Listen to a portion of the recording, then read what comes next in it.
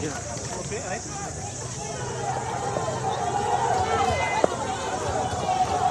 lapar, haus lapar, dia punya negeri sendiri. Kami lapar, kami lapar, lapar.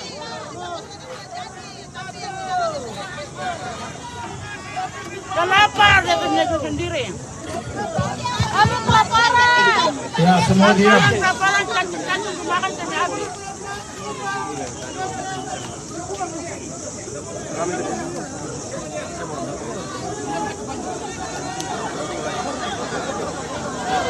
Yang lain banyak.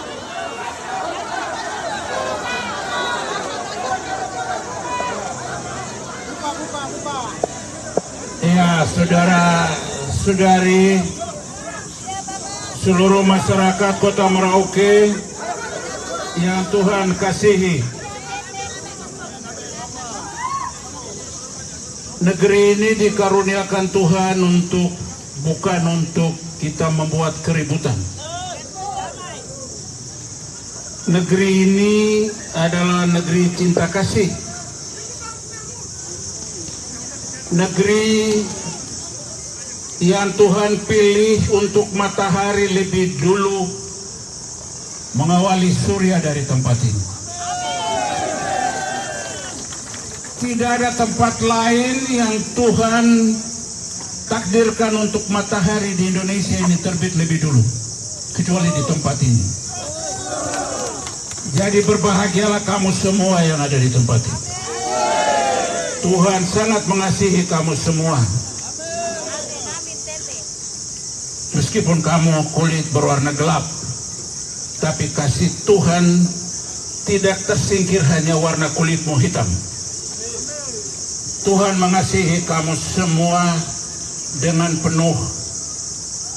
Sebenarnya masalah ini tidak perlu terjadi. Sesungguhnya kalau bisa terus dan dengan baik, semua selesai, aman-aman saja. Iya. Negara hadir untuk menata keteraturan. Saya orang lulusan tata praja yang hadir untuk memahami bagaimana negara ini diatur dan diurus. Jadi kalau bisa diatur dan diurus dengan baik, saya kira tidak ada masalah, tidak ada keributan hari ini. Sekarang saya mulai kasih tahu di mana sebenarnya masalah pokoknya. Masalah pokoknya itu kan berawal dari semua ketentuan komitmen negara yang sudah disepakati antara warga negara Indonesia asli Papua dengan negara ini sudah diatur. Dan komitmen ini dituangkan mulai dari pasal 18 B Undang-Undang Dasar 1945.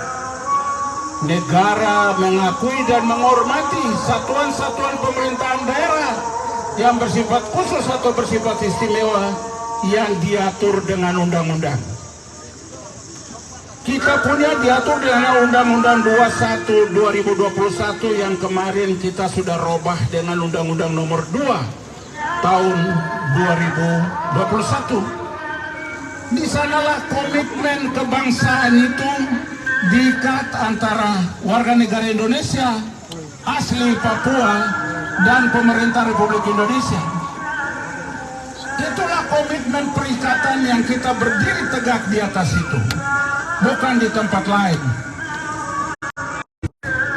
Di dalam Undang-Undang nomor 2 tahun 2021 dan di sana ada ketentuan porsi-porsi warga negara Indonesia Nusantara dengan warga negara asli Papua itu sudah diatur 80-20, sudah diatur. Adakah kita menggunakan acuan itu atau tidak? Ingat, negara ini adalah negara hukum. Bab 1 bentuk dan kedaulatan ayat 3, Indonesia adalah negara hukum. Poin, tidak ada tambahan lagi. Titik. Indonesia adalah negara hukum. Kalau sudah negara hukum, asas-asas itu kita harus patuhi. Dan ada 3 asas dunia yang kita lex specialis, derogat legi generalis. Peraturan yang bersifat khusus mengesampingkan peraturan yang bersifat umum.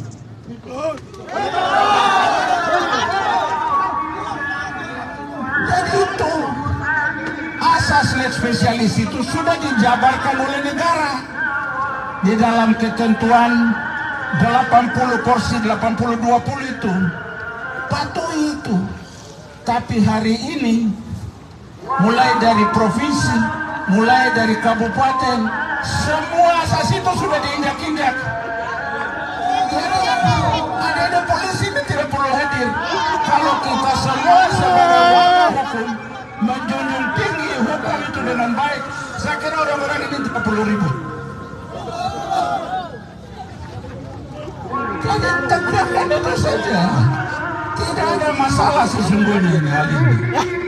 Negara hadir untuk menata keteraturan. Kalau keteraturan itu sudah diatur di dalam ketentuan undang-undang, patuhi itu dengan baik. Ya. Asas yang ketiga itu adalah lex priori ada seperti ini. Jadi dia ketentuannya adalah ketentuan yang baru mengesampingkan ketentuan yang lama. Ketentuan lama kita itu di dalam Undang-Undang 21 itu sudah kita remajakan karena ada tuntutan-tuntutan yang muncul sehingga 21 diganti dengan nomor 2. Maka nomor 2 itu apa? Karena ada yang belum selaras dengan tuntutan masyarakat yang mengendaki penerapan harus jauh menyentuh hak-hak orang warga negara Indonesia asli Papua itu sudah ada. Jadi kalau kita patuhi aturan sesungguhnya tidak ada masalah dan kita tidak perlu membangun permusuhan tuding menuding satu sama lain. Nggak perlu. Kita satu saja. Saya mau kasih tahu pasal 28J ayat 1. Setiap orang wajib menghormati hak asasi manusia orang lain dalam tertib hidup bermasyarakat, berbangsa, dan bernegara. Ya, bangsa dan negara kita ini akan kuat dan kokoh kalau hidup bermasyarakatnya baik. Kalau hidup bermasyarakatnya baik. Kalau kita sudah gagal hidup bermasyarakat dengan kekayaan kemajemukan, kita sepakat untuk merontokkan bangunan NKRI.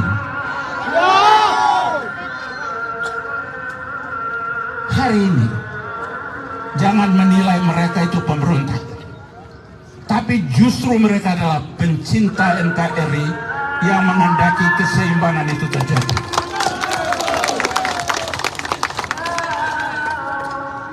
Sudah berpancasilakah? 1 ketuhanan yang Maha Esa, 2 persatuan, 3 kemanusiaan, 4 kerakyatan, 5 keadilan sosial. Kita gagal menerapkan Pancasila dalam sendi-sendi mengelola sistem ketatanegaraan ini. Kita gagal juga Undang-Undang Dasar 45. Alinea keempat. Kemudian daripada itu untuk membentuk suatu pemerintahan negara Indonesia yang melindungi segenap bangsa Indonesia. Sekarang saya tanya, melindungi segenap bangsa Indonesia yang gelap-gelap ini? Harus paham itu. Undang-undang kita ini kan sudah menggiring kita supaya kita hidup dalam koridor itu. Kemudian daripada itu untuk membentuk suatu pemerintahan negara Indonesia yang melindungi segenap bangsa Indonesia dan seluruh tumpah darah Indonesia untuk memajukan kesejahteraan umum, mencerdaskan kehidupan bangsa. Ini bukan lagi pencerdasan ini. Tapi kesalahan itu kan bukan ada pada adik-adik ini. Tapi bagaimana kita menggunakan? Karena dari awal ada kelalaian. Dikasih undang-undang, dikasih porsi, tapi tidak dikontrol. Kalau tidak dikontrol, nanti ada penjabaran. Ya, kita mengikuti ketentuan-ketentuan. Saya mau tanya, integrasi Papua, saya sudah sampai. Plebiscit di kota ini saya sudah hadir. Yang namanya PPRA. PPRA itu diproses berapa lama? 6 tahun saja. 6 tahun saja. Dari 63 sampai 69. 16 Juli 69. Dilaksanakan penentuan pendapat rakyat Irian Barat dengan 2 opsi. Merdeka atau bergabung dengan Republik. Pertama kali warga negara Indonesia asal Papua Selatan yang bilang kami tetap mesra dengan NKRI. Jangan hal ini dikhianati. Orang baik yang lebih dulu menyangkal hak dasarnya lalu menyerahkan kepada keharmonisan kebangsaan itu adalah rakyat yang hari ini mulai disingkirkan oleh praktek-praktek money politik.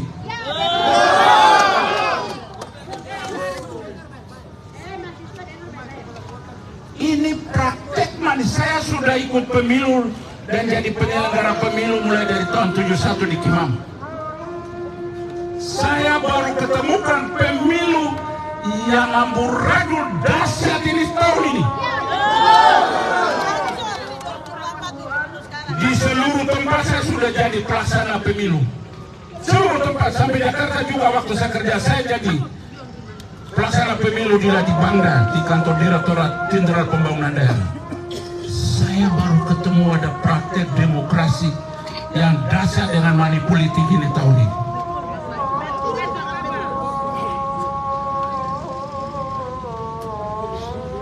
Adik-adik tahu nggak? Untuk saksi saja, kalau tidak ada uang, siapa mau menyaksikan itu? Saksi saja. Banyak orang yang tidak ada saksi, yang kemudian tidak ada yang memantau di TPS. Saya tahu benar ketika banyak orang banyak berduit, ya. Bagaimana bisa ada dinasti-dinasti baru yang sekarang muncul?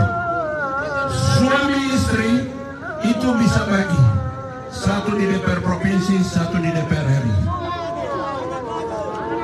Nah, itu satu lagi.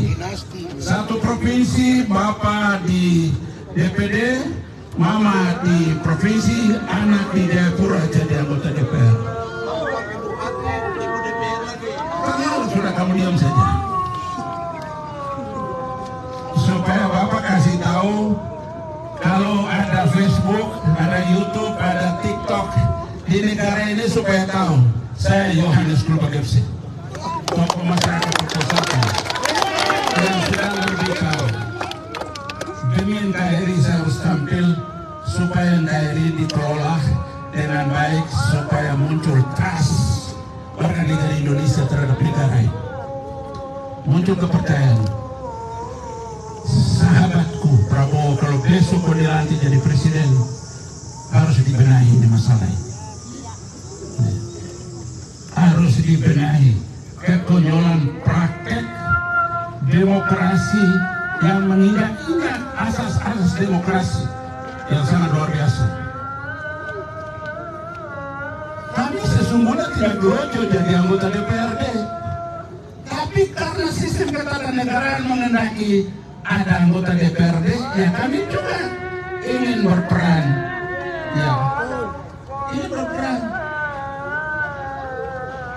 Kalau mau jadi malaikat, ya tidak ada pemilu malaikat di Indonesia, nggak ada itu. Tapi yang ada pemilihan DPR dari berbagai tingkatan. Kita tidak tahu masalah ini mau diselesaikan atau tidak, mau dibiarkan. Tapi kalau negara ini sungguh-sungguh mau supaya kita hidup harmoni dalam melodi Indonesia Raya, kita mau hidup harmoni dalam melodi Indonesia Raya yang indah. Ya. Kita mau hidup dengan lagu Merauke sampai Sabang. Kita mau hidup itu supaya lidah kami juga tetap akan mengucapkan sampai kematian, membuat lidah kita kaku untuk tidak menyanyi lagi Indonesia Raya dan lagu dari Sabang sampai Merauke. Tolong hargai mereka. Di level bawah ini ada di KPU dan ada di Bawaslu, sampaikan saja secara hierarkis. Kamu tidak bisa putuskan, saya tahu itu tidak mungkin. Tapi sampaikan bahwa ada kondisi real hari ini seperti ini. Sebentar juga saya akan salurkan ke seluruh jaringan mau di Wantanas, di KSP semua. Saya punya semesta, sudah foto semua. Manusia terlaku di Wasur ini, tapi punya nama di NKRI. Ya, jadi itu yang saya mau kasih tahu. Mari kita selesaikan dengan bijaksana. Ya, kalau tidak bisa keputusan di sini, kita bawa ke Jakarta, sampaikan dengan baik supaya ya saudara-saudara ini bisa mendapatkan juga perhatian bagaimana pengaturan dari bapak-bapak yang mengatur otoritas negara ini. Kita tunggu saja, yang penting sudah disampaikan. Dan untuk adik saya jangan kau lari dari tanggung jawab. Ini keputusan kolektif kolegial, ya. Ini keputusan kolektif kolegial. Kita berjuang mulai dari berdarah-darah sampai sana. Masyarakat Papua Kim 100 yang dipimpin oleh Tom Janau minta referendum, tapi negara kemudian mengajak, sudahlah kita akan kasih otonomi khusus, MRP, bendera bintang kejora bisa kibar asal jangan sama tinggi dengan merah putih. Itu kan sudah dipatuhi dan sekarang masih berjalan. Dan saya harap ini harus lembaga-lembaga yang ada, baik MRP, DPRP, DPRD Merauke, ini sama-sama sampaikan hal ini ke Jakarta supaya mendapat pertimbangan seperti apa.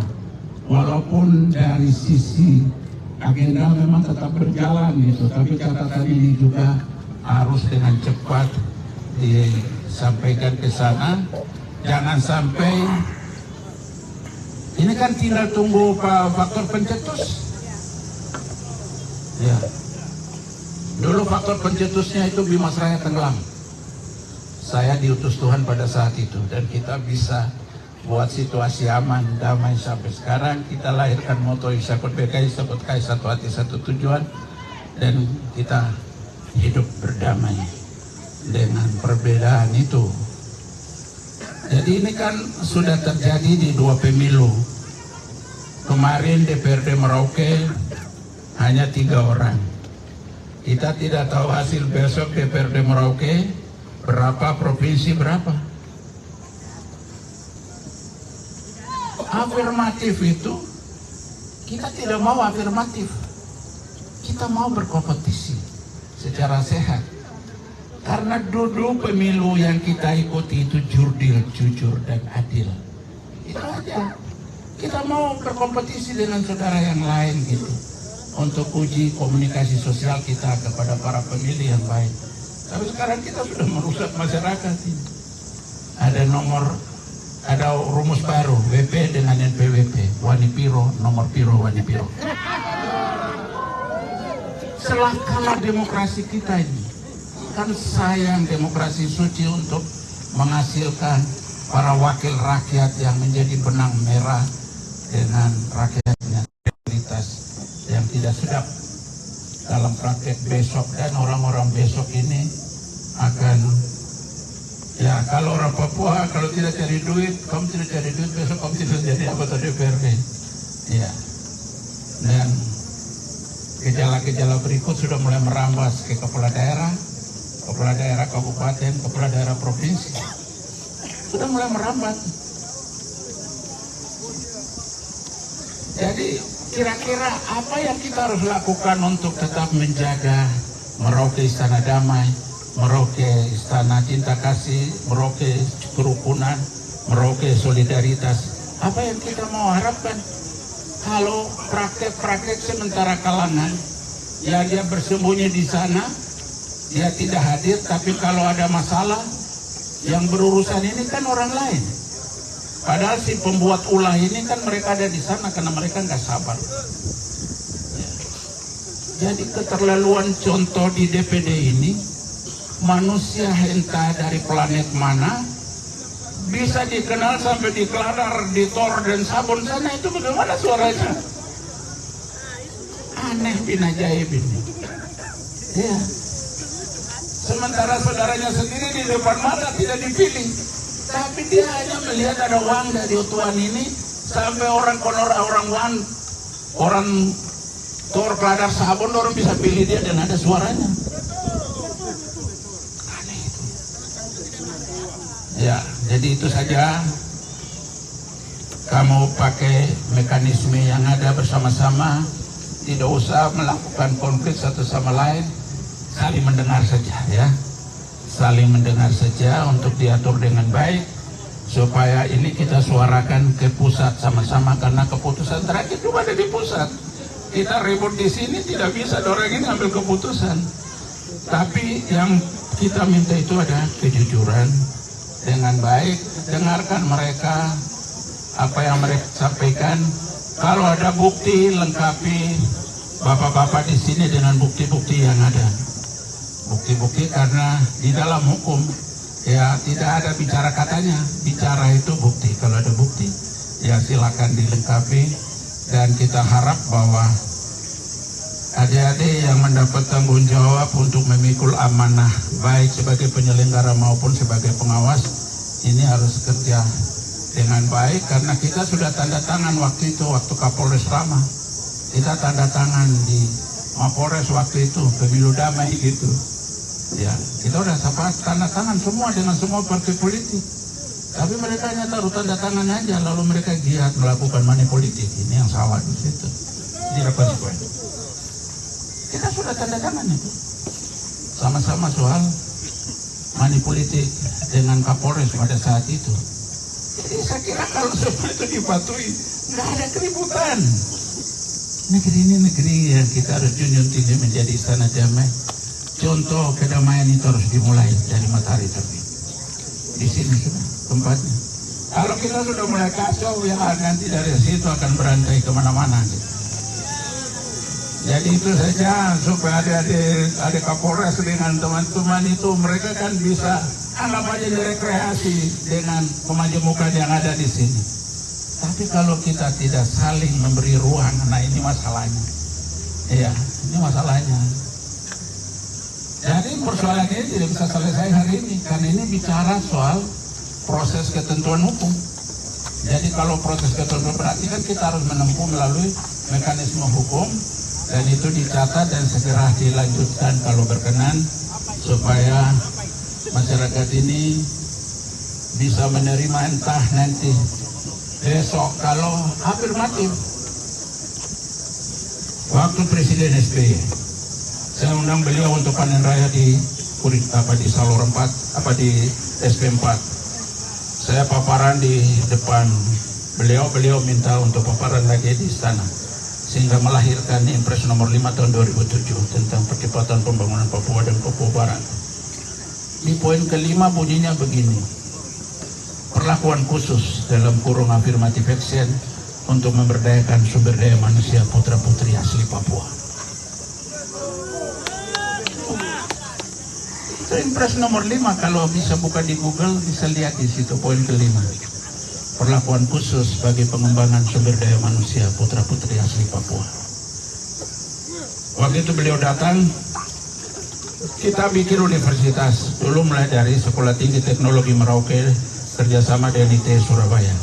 Saya bilang sama Pak SBY, kita dua ini badan sama-sama besar, tapi saya jangan badan besar tapi otak kerdil.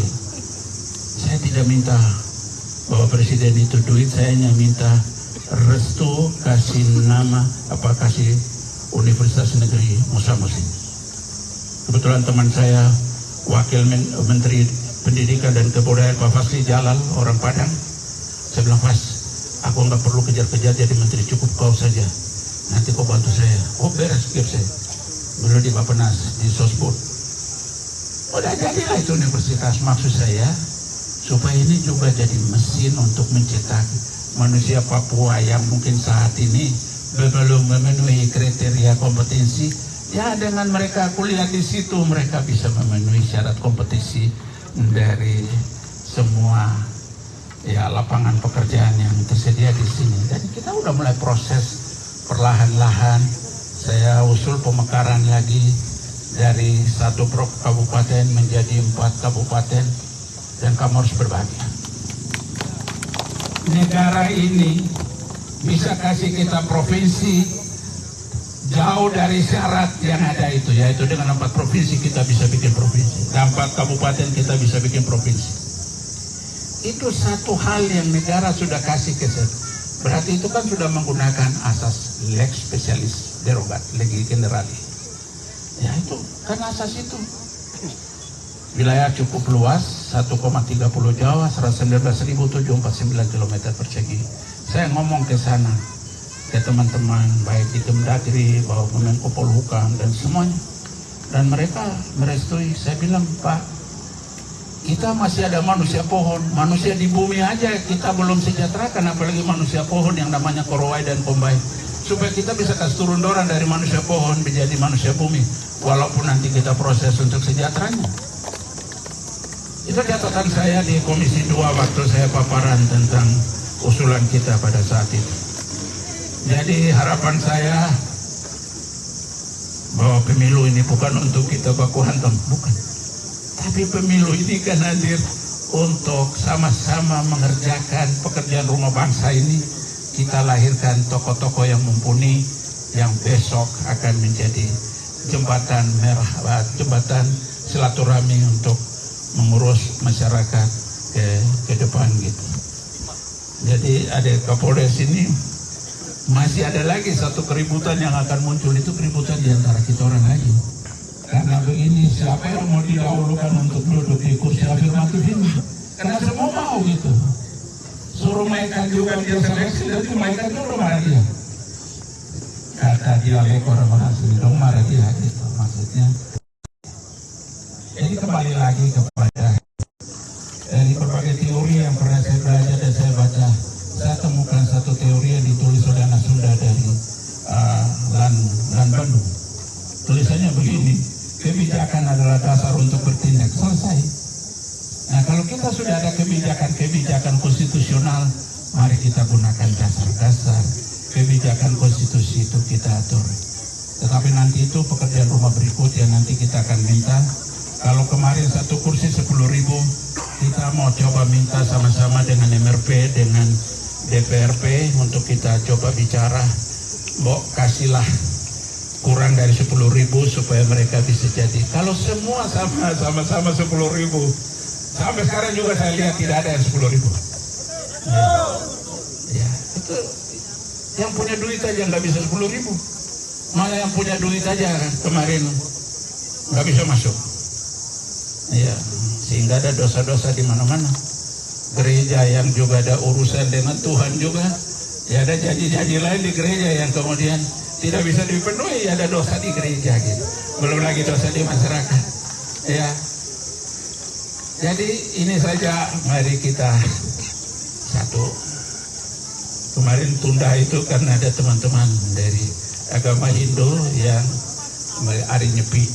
Ini teman-teman juga sudah mulai hari ini, hari pertama mereka sholat. Tapi ya ini kan maju karena dituntut oleh sebuah kondisi gitu. Moga-moga diminta. Saya selaku tokoh besarnya memohon maaf kepada saudara-saudara kaum muslimin dan muslimah. Karena kalau ada situasi hari ini ada hal tertentu yang membuat mereka bukan orang satu.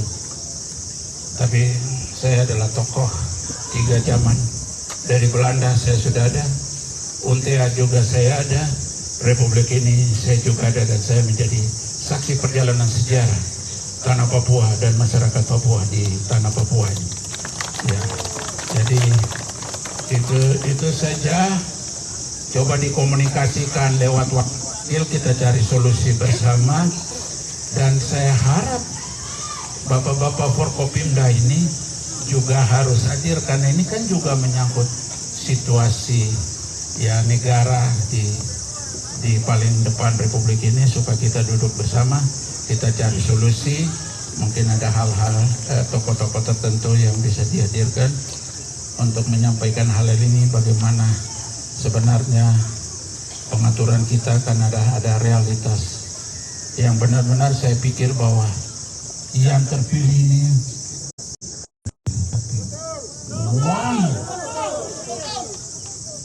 yang terpilih benar itu ada anak imam satu di Tabonji sana itu, karena di situ orang Tabonji semua dan tidak bisa sokok orang imam, dorong sama-sama miskin. Ada satu lagi dari DPRP yang lolos murni tidak pakai duit. Yang lain yang saya tahu sangat luar biasa, money politik. Tapi kalau ini adalah dosa terakhir dari perjalanan praktek demokrasi kita, mari kita akhiri di titik ini. Untuk selanjutnya kita membuat ikrar bahwa ke depan kita ingin membuat demokrasi yang luhur, demokrasi yang benar-benar ingin supaya kita bisa menghadirkan tokoh-tokoh perwakilan rakyat yang benar-benar lahir karena hati nurani, bukan karena uang merah gitu.